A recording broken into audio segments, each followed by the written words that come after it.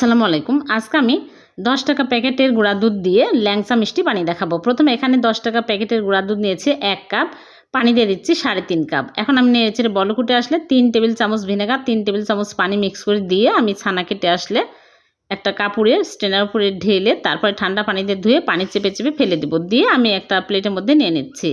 নিয়ে দলা ভেঙে একটু মথে নেব। তারপরে দিয়ে দিচ্ছি ময়দা 1 চামচ দিয়ে ভালো করে মাখিয়ে নেব। তারপরে আমি ল্যাংচা মিষ্টি শেপ দিয়ে নেব। এরকম করে লেচি কেটে নিয়ে একটা করে নিয়ে এরকম করে শেপ দিয়ে নিচ্ছি। একটু লম্বা করে বানাতে হবে। ল্যাংচা মিষ্টি এরকমই হয়। সবগুলো বানানো হয়ে গেছে। চিনি 1 কাপ, চিনি শিরা 1 কাপ আর পানি দিয়ে দিচ্ছি 5 কাপ। এখন আমি 2টা এলাচ দিয়ে বলক তুলে বলকুটে আসলে মিষ্টিগুলো দিয়ে আমি জাল করব 20 মিনিট।